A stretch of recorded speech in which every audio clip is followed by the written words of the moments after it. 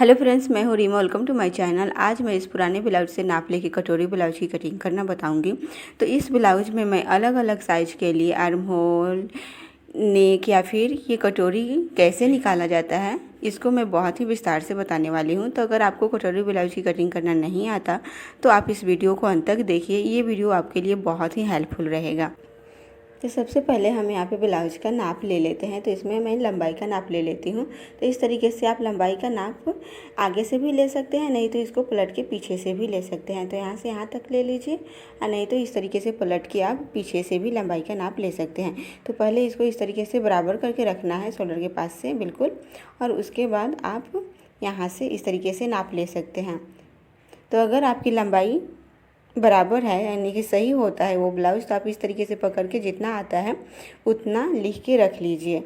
मुझे यहाँ पे इस तरीके से इसकी लंबाई आधा इंच ज़्यादा लेना है, क्योंकि ये जो ब्लाउज है पीछे की तरफ से इस तरीके से थोड़ा छोटा है, जिसकी वजह से ये थोड़ा सा चढ़ जाता है। तो यहाँ पे लंबाई मुझे ज़्यादा नहीं बोला गया है बढ़ाने के लिए, तो सिर्फ मैं यहाँ पे आधा इंच बढ़ा लूँगी और यहाँ पे मैं लंबाई 12.5 इंच रखूँगी इस तरीके से। उसके बाद इस तरीके से ब्लाउज को पलट देंगे और यहाँ पे हम शोल्डर का मेजरमेंट लेंगे। तो आप अगर इस तरीके से फैला के शोल्डर का नाप लेते हैं तो क्या होगा कि शोल्डर अधिक हो जाएगा और गले गिरने की प्रॉब्लम हो जाएगी। तो कभी भी शोल्डर का नाप लेने के लिए आपको यहाँ से फैलाना है। ये जो चेस्ट है इसको यहाँ से चेस्ट के पास से फैलाएंगे ऐसे, तो ये शोल्डर इस तरीके से आगे की तरफ हल्का सा झुका सा हो जाएगा। तो इस पोजीशन में आपको शोल्डर का नाप लेना है। तो उसके बाद जब इस तरीके से झुका झुका हो जाए तो आपको इस सिलाई के पास तक ऐसे नापना है और जितना आता है लिख लेना है। जैसे मैं नापी हूँ तो यहाँ पे मुझे 10 इंच आया है, तो मैं 10 इंच शोल्डर लिख के रख लूँगी। अब उसके बाद हम चेस्ट का मेजरमेंट लेंगे। तो यहाँ से रखेंगे और यहाँ तक जितना आता है उतना लिख लेना है। तो इस तरीके से ये 18.5 इंच है, इसको डबल करेंगे तो ये 37 इंच आएगा चेस्ट की पूरी गोलाई। और उसके बाद कमर का ले लेना है, तो यहाँ से यहाँ तक, तो इस तरीके से ये 16 इंच, यानी कि इसका डबल करेंगे तो ये 32 इंच हो जाएगा कमर की पूरी गोलाई। तो ये नाप लेने के बाद उसके बाद हम स्लीव का नाप लेंगे।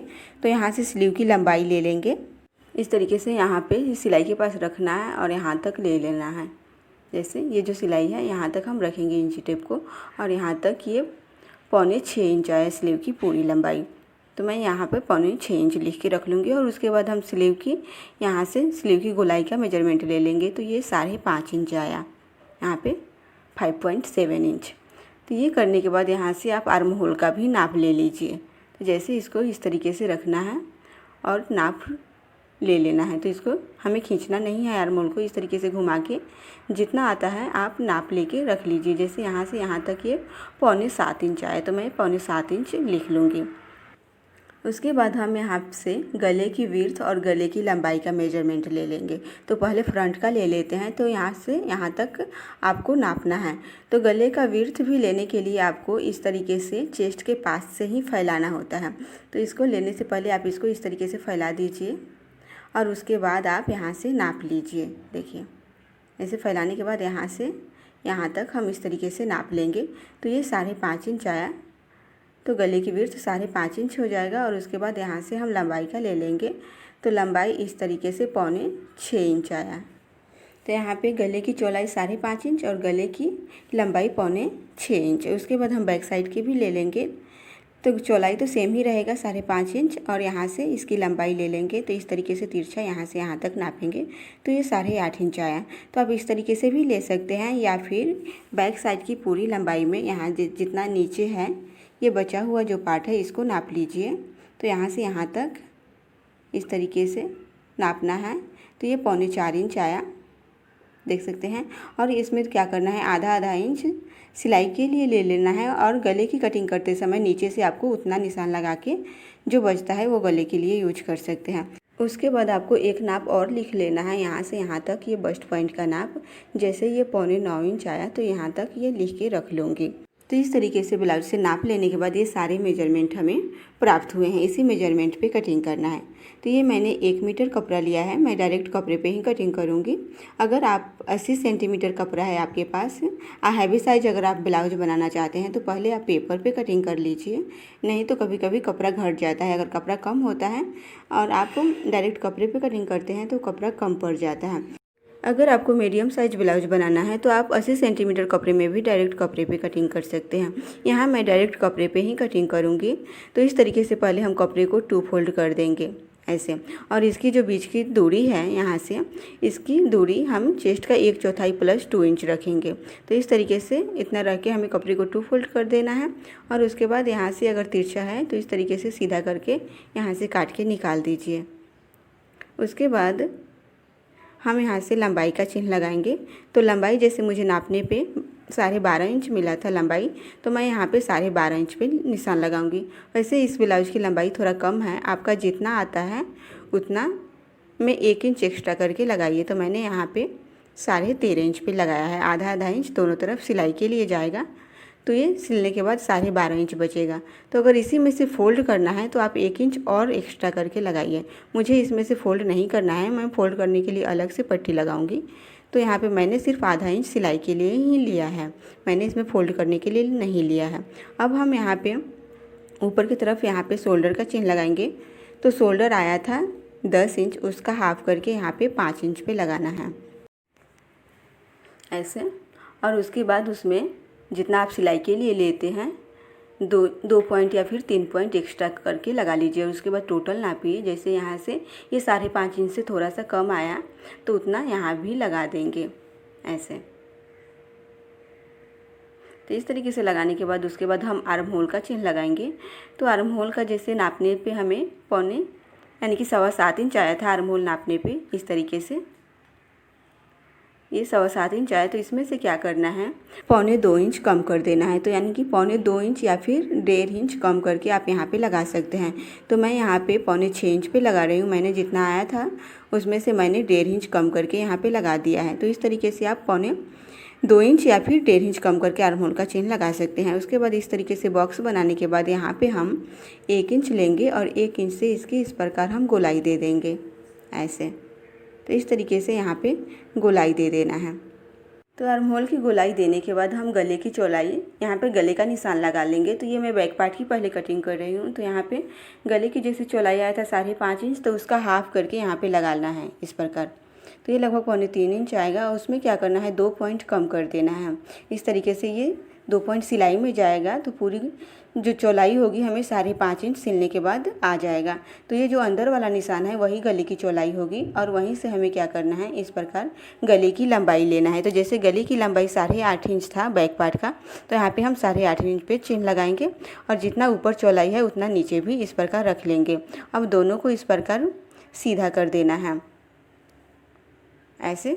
तो इस तरीके से सीधा करके हम इसको ऐसे ही रहने देंगे, क्योंकि पीछे चौकोर गला ही बनाना है तो इसको गोलाई नहीं देंगे। उसके बाद यहाँ पे चेस्ट का चिन्ह लगाएंगे। तो चेस्ट की पूरी गोलाई 37 इंच है, तो उसका 1/4 यहाँ पे लगाना है।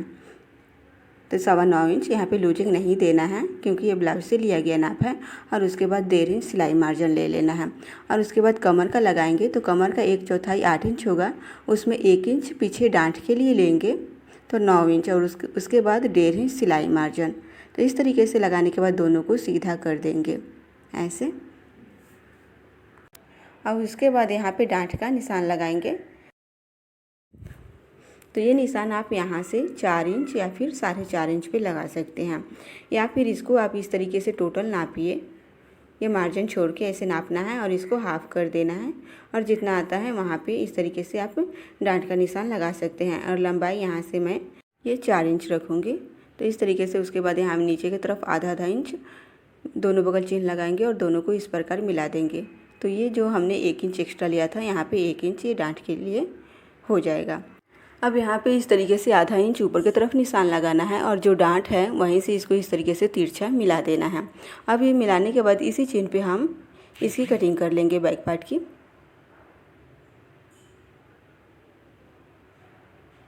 तो इस तरीके से कटिंग करने के बाद यहाँ पे कट लगा देंगे फिटिंग के पास दोनों बगल और ये डांट के पास भी। और उसके बाद यहाँ पे गले के पास भी कट लगा दीजिए। अब उसके बाद इसी को रख के हम फ्रंट पार्ट की कटिंग कर लेंगे। तो इसको इस तरीके से कपड़े को डबल करके इसके ऊपर ऐसे बराबर करके रखना है सेम, और यहाँ नीचे की तरफ हमें सिर्फ 1 इंच एक्स्ट्रा लेके कटिंग करना है। तो यहाँ पे नीचे की तरफ इस तरीके से 1 इंच नीचे की तरफ निशान लगाऊंगी ऐसे, और यहाँ से टोटल नापेंगे और जितना है इधर से भी उतना पे निशान लगा के दोनों को इस प्रकार सीधा करके मिला देंगे ऐसे। तो मिलाने के बाद यहाँ पे आर्म होल का निशान लगा देना है और उसके बाद शोल्डर का, और यहाँ पे ये गले की चौड़ाई, क्योंकि दोनों गले सेम ही रखेंगे आगे पीछे। अब उसके बाद इस तरीके से सबको मिला देंगे। तो इस तरीके से मिलाने के बाद ये डीप नेक है, तो हम यहाँ पे ज़्यादा अंदर की तरफ डाउन नहीं करेंगे। यहाँ से 2 पॉइंट या फिर ज़्यादा से ज़्यादा आप आधा इंच ले सकते हैं, उससे अधिक नहीं लेना है। और उसके बाद इस तरीके से तिरछा करके शोल्डर में इस प्रकार मिला दीजिए। मिलाने के बाद यहाँ से 1 इंच लेना है और ये इस तरीके से गोलाई देके ये अंदर वाले निशान पे इस प्रकार मिला देना है ऐसे। अब उसके बाद ये गले की चौड़ाई जितना है, जैसे 2.5 इंच है तो यहाँ पे 2.5 इंच पे लगाएंगे, और लंबाई यहाँ से नाप लेते समय 5.25 इंच आया था, तो उससे आधा इंच एक्स्ट्रा करके यहाँ पे ये 6.25 इंच पे लगेगा गले की लंबाई। और उसके बाद यहाँ पे बॉक्स बना देंगे यहाँ इस प्रकार,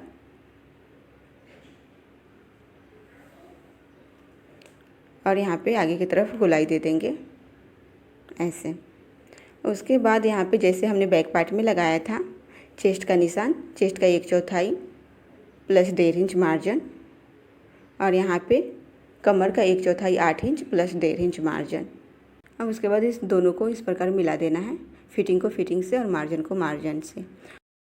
उसके बाद हम यहाँ पे बेल्ट का निशान लगाएंगे। तो बेल्ट का निशान लगाने का मैं आपको सबसे इजी तरीका बता रही हूँ। ये तरीका आपको किसी भी चेस्ट साइज के लिए कटिंग कर रहे हैं सब पे लागू होगा। जैसे क्या करना है, जितना चेस्ट है उसका 1/3 यहाँ पे ले लेना है। जैसे मैं जो चेस्ट कटिंग कर रही हूँ ब्लाउज, उसका चेस्ट 37 इंच है, तो उसमें हम क्या करेंगे 3 से डिवाइड करेंगे, और 3 से डिवाइड करने के बाद जितना आएगा उतना हम यहाँ पे बेल्ट का निशान लगा लेंगे। तो जैसे 37 को हम 3 से डिवाइड करेंगे तो ये 12.25 इंच आएगा लगभग। तो हम यहाँ पे क्या करेंगे, इस तरीके से 12.25 इंच पे निशान लगा देंगे। तो यहाँ पे ये जो निशान है लगभग चेस्ट का 1/3 ही लगाया जाता है।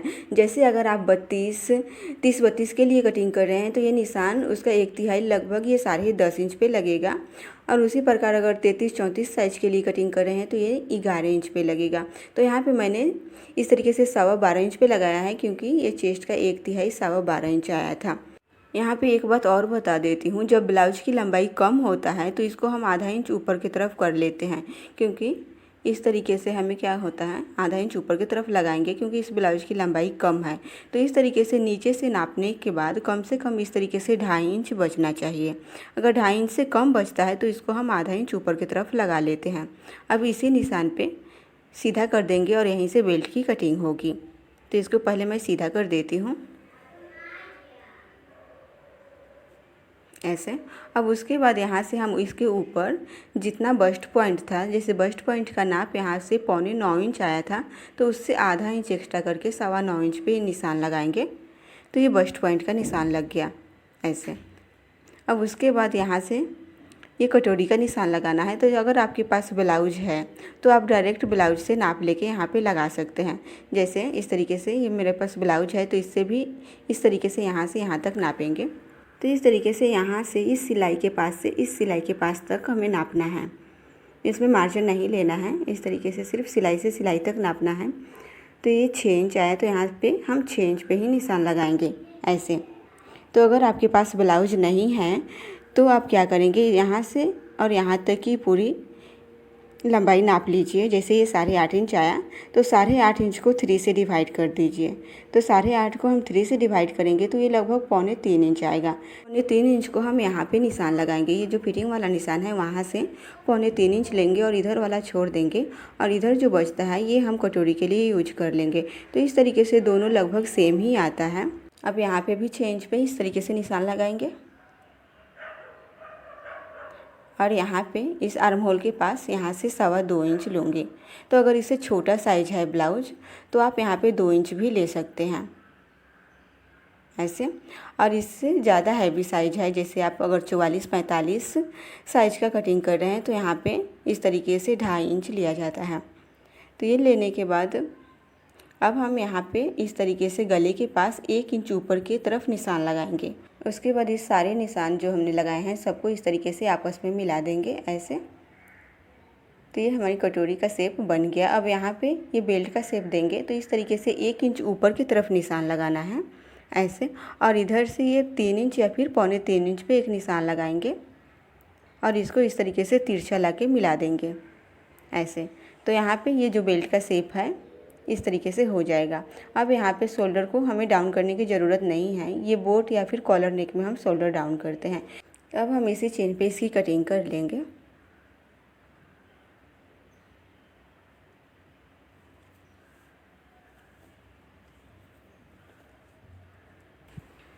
तो ये कटिंग हो जाने के बाद इन दोनों को हम साइड में रखेंगे और ये कटोरी वाले पार्ट को अलग कपड़े पे रख के कटिंग करेंगे, क्योंकि इसमें मार्जिन नहीं है और इसको अलग से हमें मार्जिन के साथ कटिंग करना है।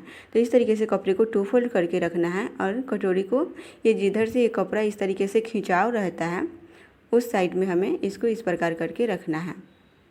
तो इस तरीके से रखने के बाद यहाँ से ये गोलाई जैसे गले के साइड से ये सेम ही रहेगा इस प्रकार। तो यहाँ पे निशान लगा देती हूँ और उसके बाद इस बगल से गले के साइड से दोनों बगल से हमें आधा इंच सिलाई के लिए लेना है। और यहाँ पे मैं पिन से पहले अटैच कर देती हूँ इसको ताकि ये फिक्स रहे। और उसके बाद जैसे यहाँ पे हमें सिर्फ सिलाई के लिए लेना है तो इस तरीके से आधा इंच पे मैंने निशान लगा दिया और इधर से इस तरीके से मैं 1.5 इंच पे निशान लगाऊंगी। तो ये निशान अलग अलग चेस्ट साइज़ के लिए अलग अलग लगता है। जैसे अगर छोटा साइज़ है 30 या फिर 32 साइज़ के लिए अगर आप कटिंग कर रहे हैं तो ये निशान 1 इंच पे लगेगा। और 34 या फिर 36 साइज़ के लिए कटिंग कर रहे हैं तो इस तरीके से 1.25 इंच पे लगेगा। और उसी प्रकार 38 या फिर 40 साइज़ तक ये आप 1.5 इंच लीजिए। और उससे भी हैवी साइज़ है जैसे 44-45 तक इसको आप 2.25 इंच ले सकते हैं। तो इस प्रकार ये अलग अलग चेस्ट साइज के लिए अलग अलग लगता है। तो मैंने यहाँ पे दोनों साइड में मैं 1.5 इंच ले लूँगी।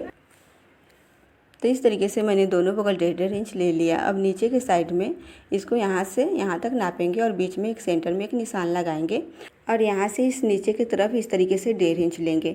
तो ये भी अगर छोटा साइज है तो आप 1.25 इंच लीजिए, मीडियम साइज के लिए 1.5 इंच, और ज़्यादा हैवी साइज रहता है तो हम 1.25 इंच तक लेते हैं। और इधर से यहाँ से सिर्फ सिलाई के लिए लेना है दोनों बगल से और सबको इस प्रकार मिला देंगे।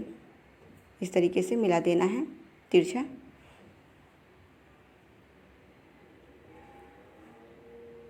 तो इस तरीके से मिलाने के बाद यहाँ से भी ये गले के साइड से ये जो मैंने 1.5 इंच लगाया था वहाँ पे मिला दूँगी ऐसे। और इधर से हमें इस तरीके से गोलाई के साथ यहाँ पे इस तरीके से हल्का हल्का तिरछा ला के यहाँ पे मिला देना है इस तरीके से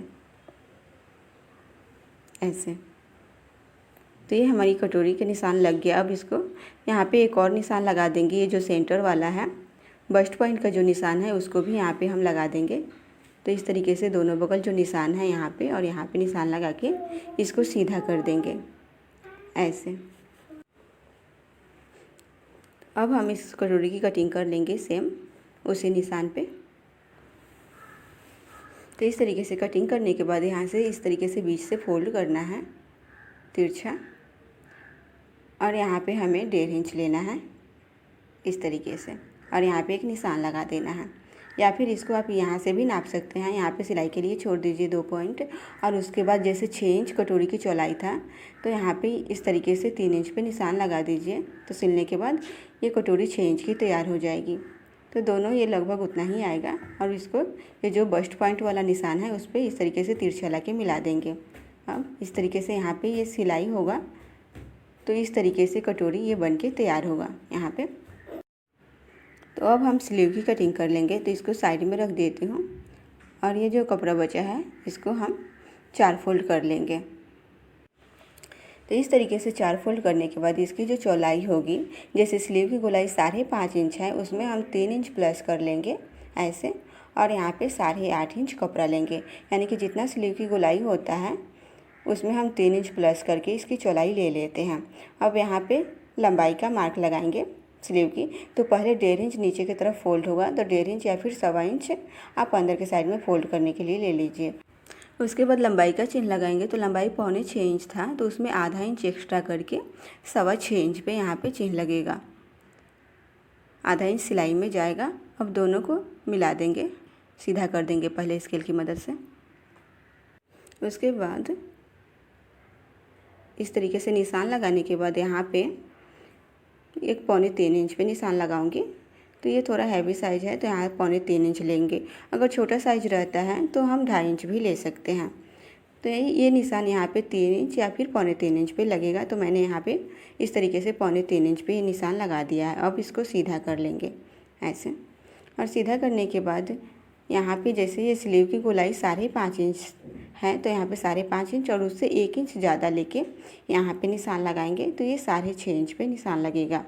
और यहाँ पे जैसे स्लीव की जितना मार्जिन रखना है 1.5 इंच और रख लीजिए, और इसको इस तरीके से मिला दीजिए यहाँ पे। उसके बाद यहाँ से इस तरीके से 2.5 इंच लेंगे ऐसे, और इस निशान को हमें यहाँ पे लाके मिला देना है।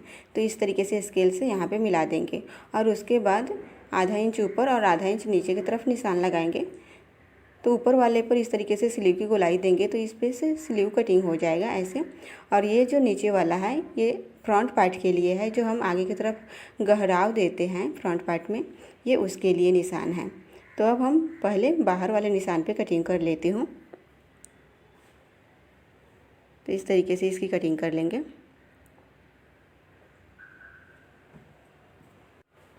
तो इस तरीके से स्लीव की कटिंग हो गया। अब यहाँ पे सेंटर में कट लगा देंगे, और ये जो अंदर के साइड में मैंने निशान लगाया है उसको भी इस तरीके से दो पार्ट लेके कटिंग कर लेंगे आगे की तरफ ऐसे। तो ये हमारी कटिंग हो गया। तो इस तरीके से ये सारे पार्ट कट गए हैं। अब इसको ये बैक वाले पार्ट को भी कटिंग कर लेती हूँ ऐसे। तो अगर ये कटिंग की वीडियो आपको अच्छा लगा हो, पसंद आया हो, तो प्लीज़ वीडियो को लाइक कीजिएगा, और चैनल पर नए हैं तो चैनल को भी सब्सक्राइब कीजिएगा। Thank you.